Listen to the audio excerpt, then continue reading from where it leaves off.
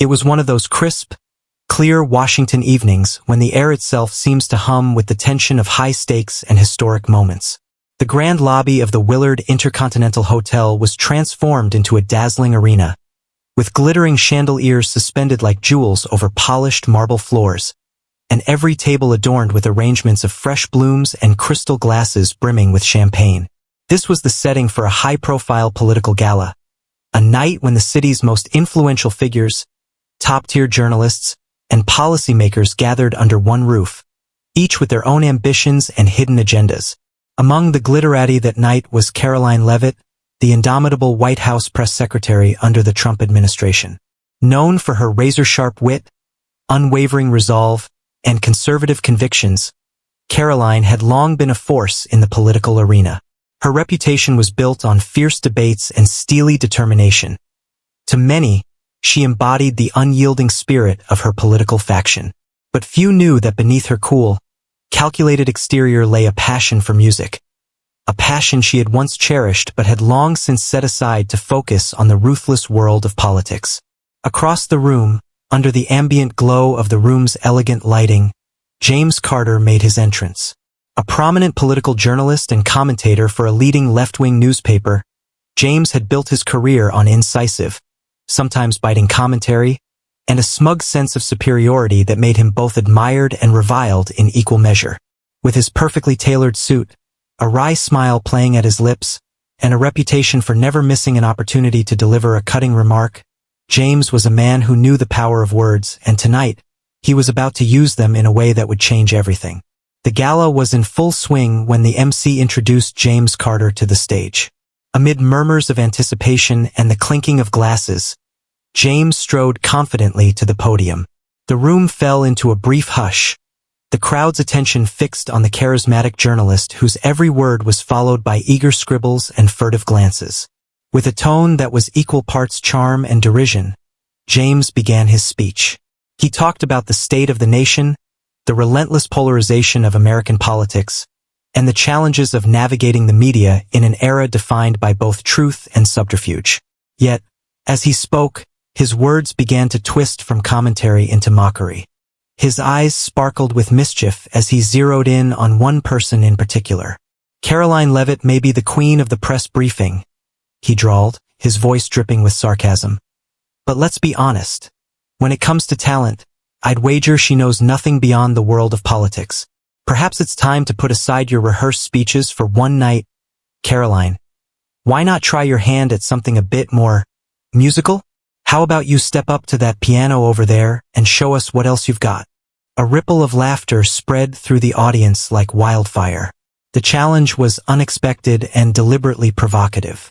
Cameras flashed as the jeers and smirks of his supporters mingled with the anxious glances of Karoline's staunch allies. In that charged moment, every eye in the grand hall was on Karoline. For a split second, time seemed to slow for Karoline. The murmurs, the laughter, even the sparkling ambience of the chandeliers, all faded into the background as she absorbed James's challenge. Inside, a storm of emotions raged. Shock, indignation, and a deep-seated, almost forgotten longing for the piano. For years, she had confined her love for music to the hidden recesses of her memory, a secret kept safe behind her polished public persona. Now, faced with a public spectacle and an opportunity to both silence a jeering critic and reclaim a piece of herself, Karoline felt something stir within her. With deliberate calm, she rose from her seat. The room's attention shifted, and whispers turned to an anticipatory silence. Karoline walked slowly but purposefully toward the grand piano standing near the center of the hall, its glossy surface reflecting the shimmering lights of the chandeliers overhead. Every step she took was a declaration, a statement that she was not one to be easily dismissed. When she reached the piano, she paused for a moment, surveying the expectant faces of the audience. Then, in a voice that resonated with quiet authority and determination, she said, "If you want a challenge, just wait and see." The challenge was out there, hanging in the air like an unbreakable promise. Karoline took a deep breath, slid into the piano bench, and let her fingers hover above the keys. In that moment, She wasn't just the formidable press secretary known for her political battles. She was also an artist, ready to let her passion speak louder than any retort. As the first tentative notes emerged from the piano, the room collectively exhaled. What began as a soft, almost fragile melody soon evolved into something profound and mesmerizing. Karoline chose a classical piece that was as intricate as it was emotionally charged, one that told a story of triumph over adversity, of reclaiming lost parts of the soul. Each note she played was imbued with memories of her childhood in New Hampshire, where on rainy afternoons she would sit by an old, worn piano in the local church. In those moments, the music was her sanctuary, a world away from the harsh glare of political battles. Tonight, those memories came rushing back with every chord, every delicate arpeggio that flowed from her fingertips. The transformation was palpable. The earlier laughter and jeers of the audience gave way to a profound silence as the notes filled the expansive hall. Even James Carter, standing at the edge of the stage with his smirk faltering, found himself drawn into the hypnotic cadence of Karoline's performance. Her hands danced across the keys, each movement a blend of precision and raw emotion. The music soared and dipped, weaving an intricate tapestry of sound that seemed to capture every nuance of her journey, from the bitterness of past betrayals to the fierce joy of self-discovery. As she reached the crescendo of her piece, the energy in the room was electric. Every note was a testament to her inner strength, every pause a silent proclamation of resilience. The final note hung in the air like a fragile promise before dissolving into a stunned silence. For several heartbeats, no one spoke. Then, as if on cue, the silence exploded into thunderous applause. The sound was overwhelming, a tidal wave of clapping, cheers, and shouts of admiration that echoed off the marble walls. James Carter, caught completely off guard, stood rooted to the spot. His earlier derision was nowhere to be seen. Instead, his face flushed with embarrassment and reluctant awe. In that instant, the narrative of the night had shifted completely. What had started as a cruel attempt to embarrass Karoline had transformed into a celebration of her talent and unyielding spirit. The applause wasn't confined to one section of the room. It cascaded across the crowd, from seasoned political veterans to young journalists with fresh notebooks, and even some members of the opposing political camp. The moment was captured by countless cameras, and within minutes, the video of Karoline's performance began to ripple across social media. By the time the performance was over, the hashtags #CarolineStrikesBack and #PianoPower were already trending on Twitter, TikTok, and Instagram. Clips of her powerful rendition, taken from multiple angles, circulated rapidly. Every share, like, and comment amplified the message. Never underestimate someone who dares to embrace every facet of who they are. Across social media platforms, the story of the night spread like wildfire. People from all walks of life, political pundits, music lovers, everyday citizens, shared their own stories of overcoming prejudice and defying expectations. The moment resonated far beyond the confines of a political gala.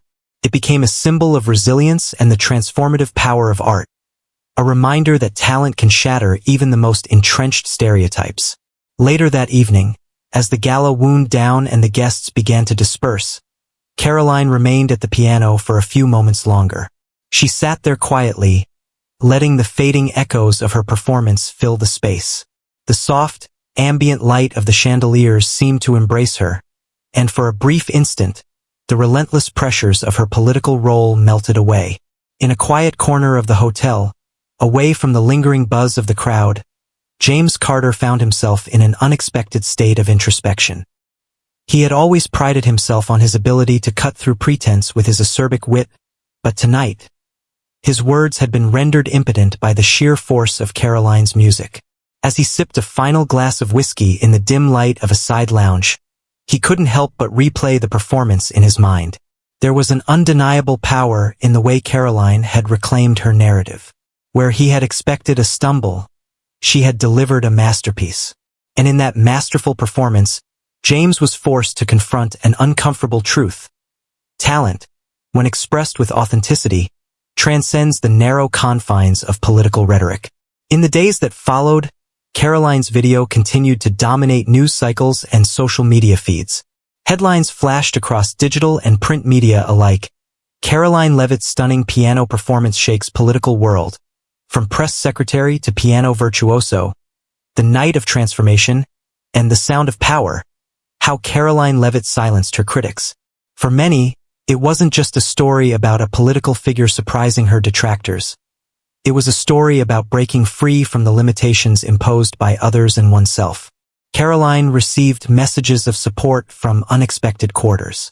Conservative stalwarts praised her resilience and strength, while even some of her political adversaries couldn't help but admire the raw emotion and artistry that had graced that stage. The hashtags continued to trend, and people across the country were invited to share their own experiences of overcoming stereotypes using the hashtag Prove Them Wrong. In interviews following the event, Karoline was both humble and reflective. "I've always believed that we are more than the roles we play," she explained in one interview. "Tonight, I wasn't just defending my ability to lead or to speak. I was defending the idea that our passions, our talents, and our dreams are integral parts of who we are. We should never let anyone define our worth or limit what we can achieve." Her words struck a chord with many. The message was clear. Don't allow societal labels or prejudices to dictate the boundaries of your potential. It was a call to arms for anyone who had ever been dismissed or underestimated. A reminder that within every challenge lies an opportunity to rise, to transform, and to create something truly powerful. Back at the Willard Intercontinental, the memory of that night lingered long after the gala had ended.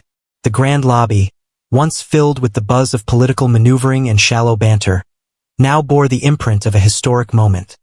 A moment when the boundaries between politics and art were blurred, and a simple piano performance became a symbol of empowerment.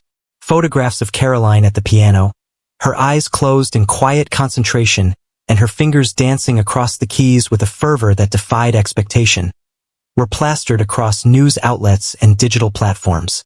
These images became iconic, embodying the spirit of determination and resilience.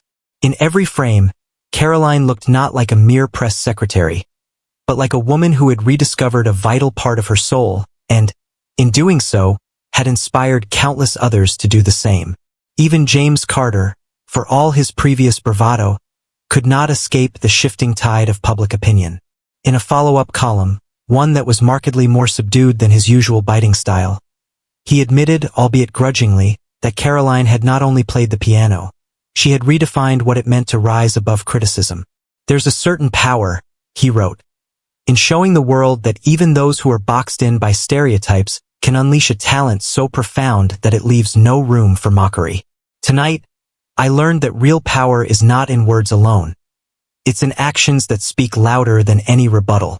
The aftermath of the performance sparked conversations in boardrooms, social media forums, and even around dinner tables across the nation. It became a cultural touchstone, a reminder that true strength often lies hidden beneath layers of expectation and convention, waiting for the right moment to emerge and shine. In the weeks that followed, the momentum of that night rippled through the collective consciousness.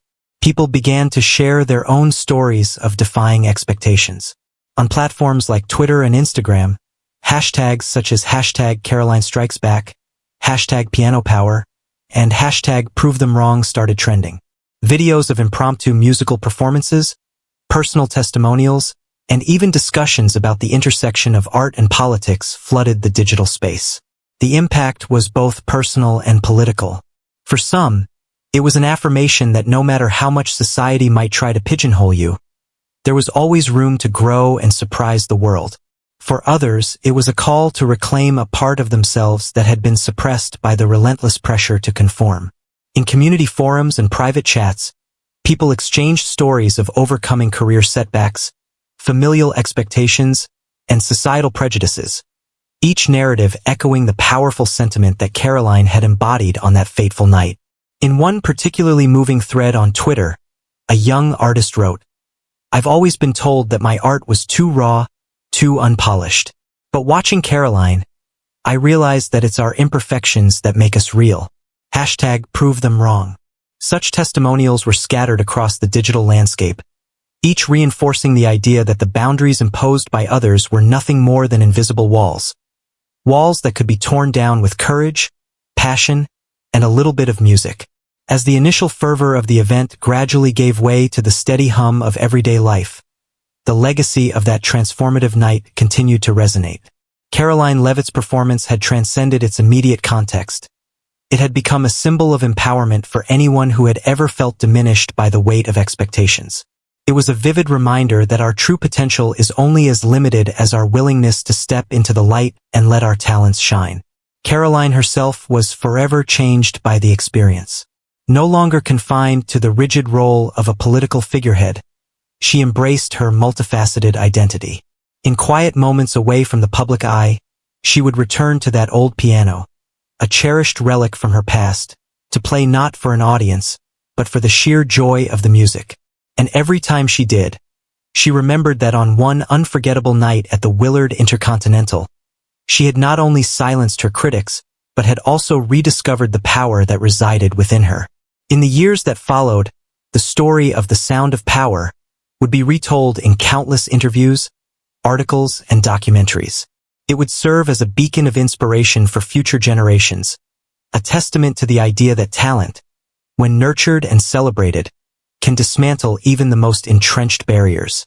And as the echoes of that piano performance reverberated through the annals of cultural history, one message remained clear: never let anyone, or any stereotype, dictate the limits of your potential.